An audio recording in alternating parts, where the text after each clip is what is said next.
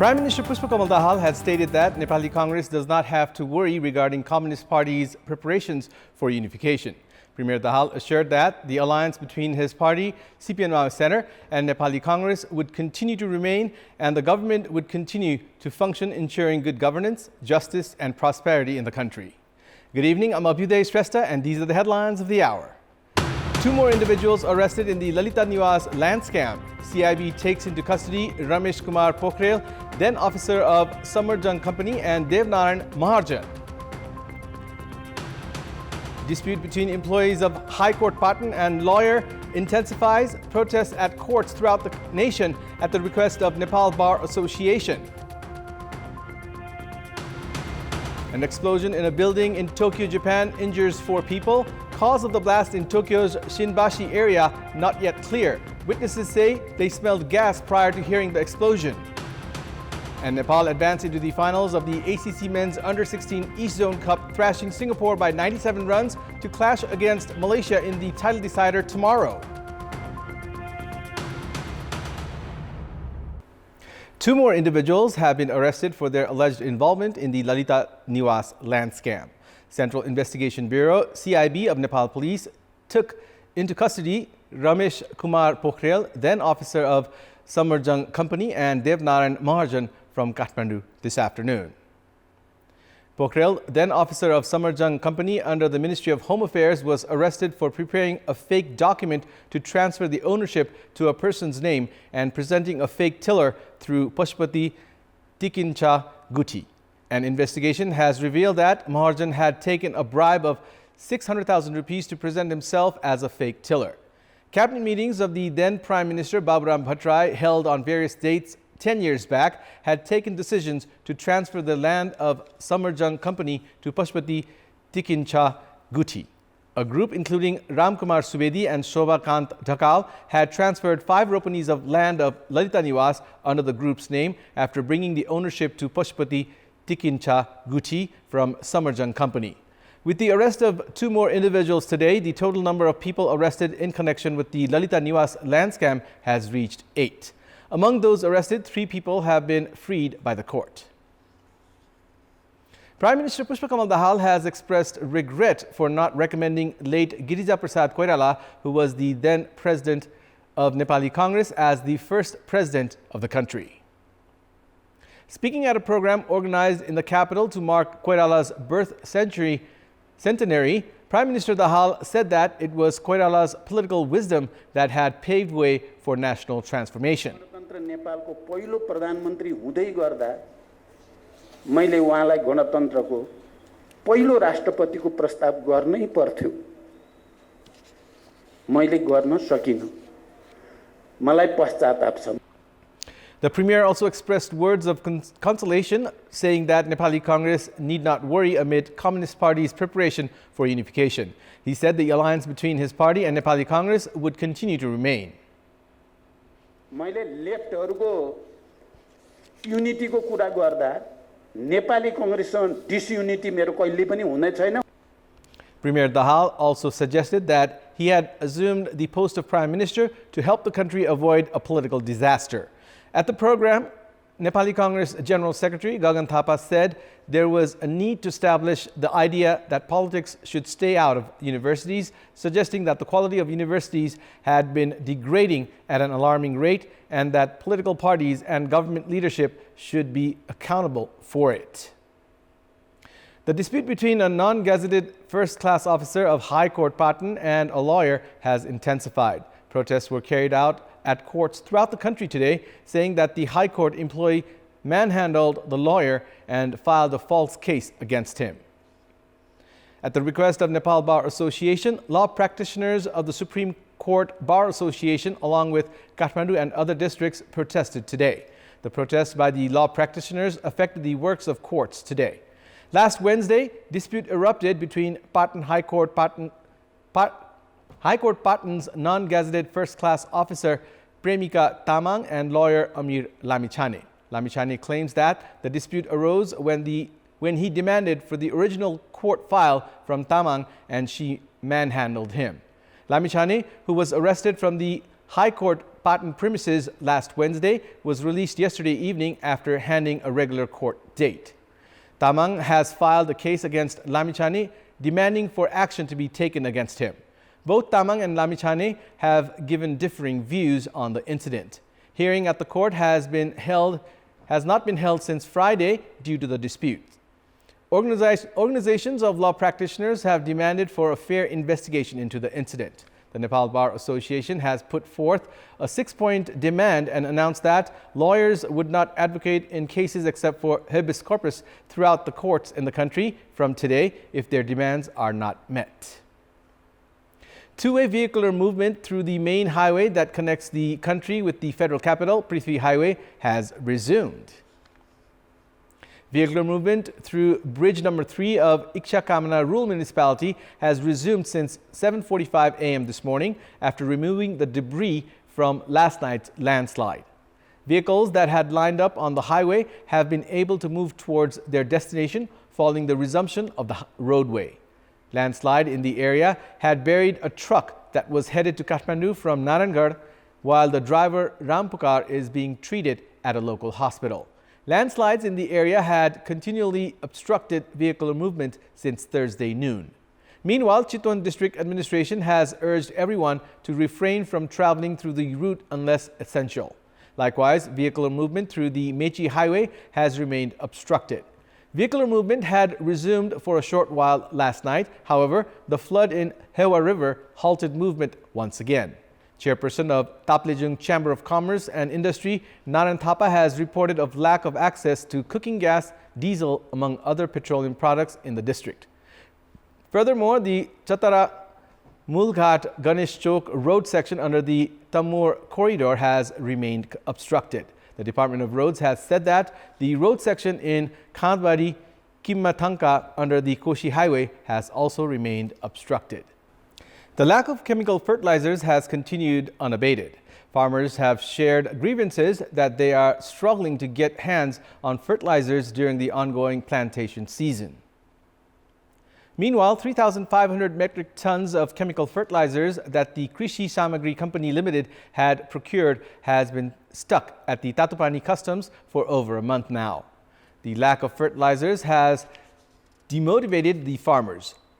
The 3,500 tons of fertilizers were procured for Krishi Samagri Company Limited and salt trading through Namaste Global Logistics and Silk Transport Company. However, it has been put on hold at the customs due to the lack of documents for clearance. However, this is not the first such instance. Last year, fertilizers had been put on hold at the customs for almost 5 months. It's now time for our segment Public Pulse, where you text us with your opinion. Here's the question. Why do you think the Department of Money Laundering investigation has not been effective? Your options are A, political interference, B, feeble laws, and C, lack of qualified human resource. The voting is on. Type NEWS, select your option A, B, or C, and send it to 34001 to share your opinion with us.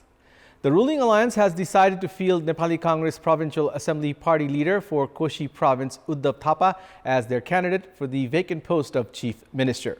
Earlier, Nepali Congress and CPN Maoist Center had filed their claims for the first term of Koshi Province Chief Minister. The ruling alliance had been making efforts to gain support from Rashtriya Prajatantra Party, and RPP had also expressed its aspiration of getting the first term of the leadership. Koshi Province Governor Parshuram Kapung has given political parties until this Thursday to form a majority government. More updates to follow. And it's time now for the international updates.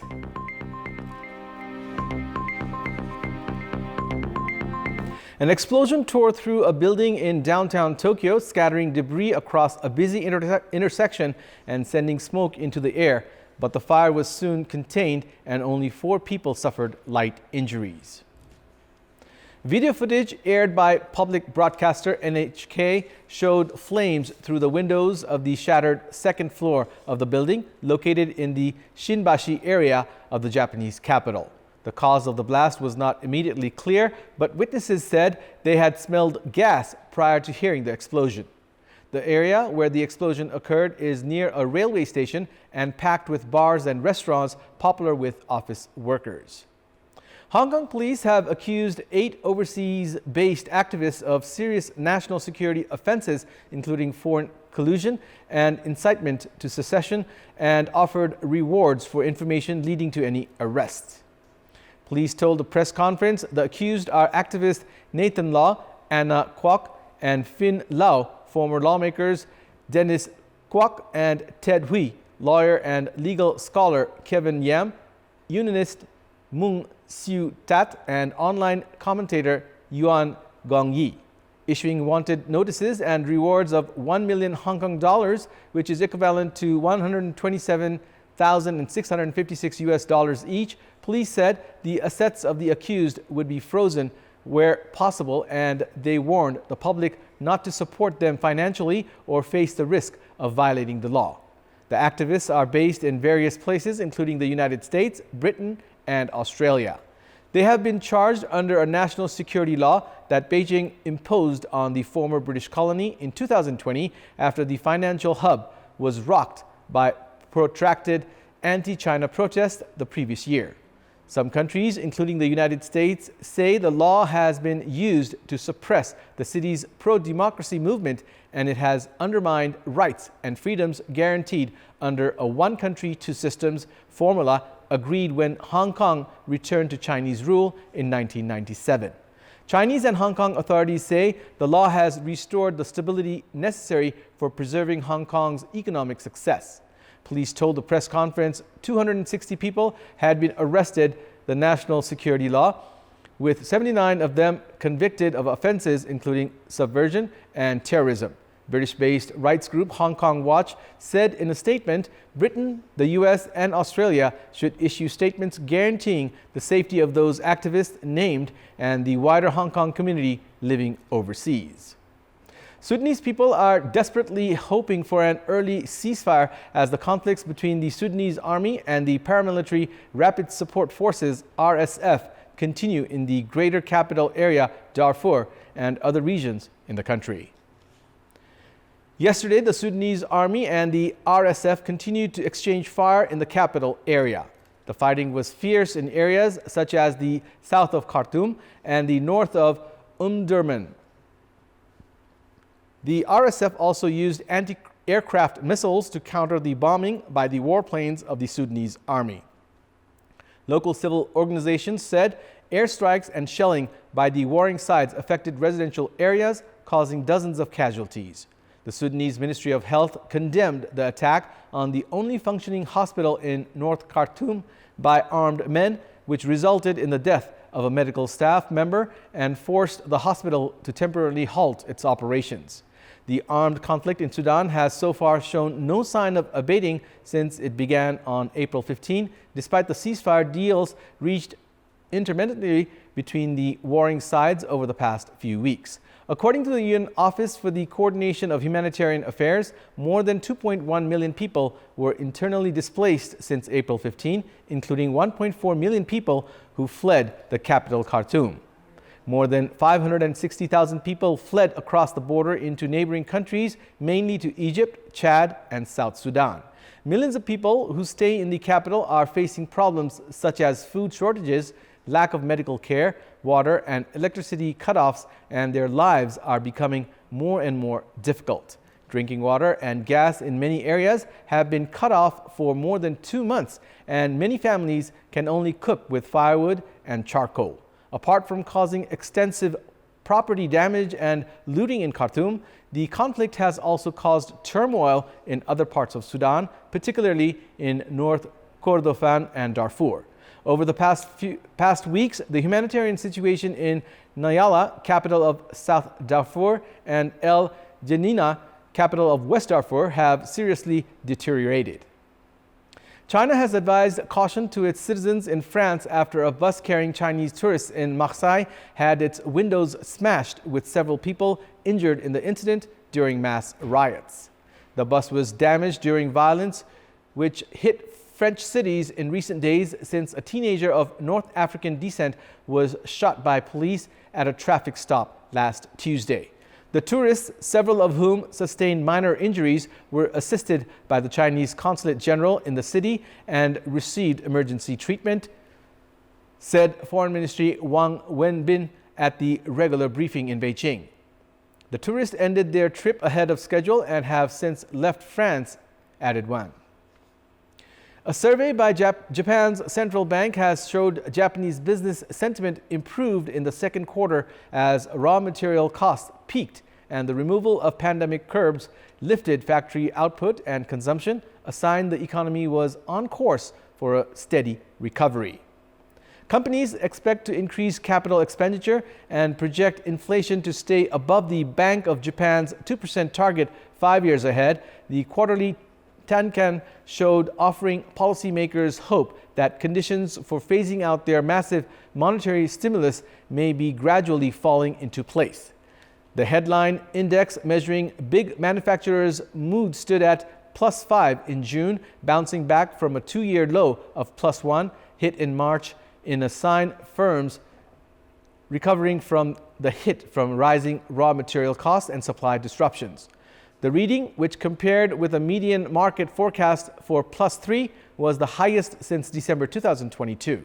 The survey showed the sentiment index for big non-manufacturer improved to +23 in June from +22 3 months ago, increasing for the 5th straight quarter and hitting the highest level since June 2019.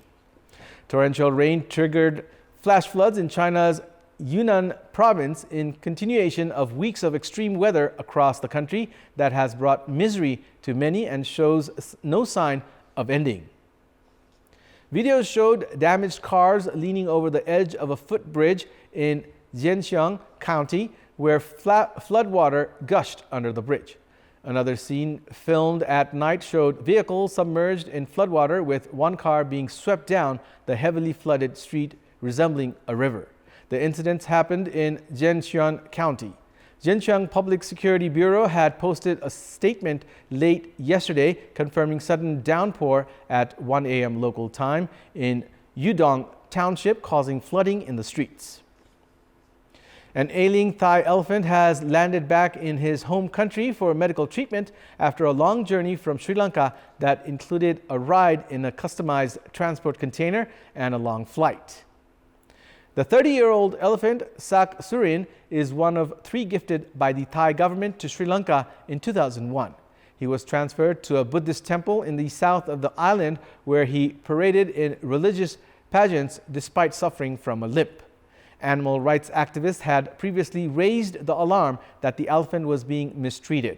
Upon landing in northern Chiang Mai province in Thailand after a 5-hour-long flight at low altitude and speed, according to local media, water was sprayed onto the steel container carrying Sak Surin to keep him cool.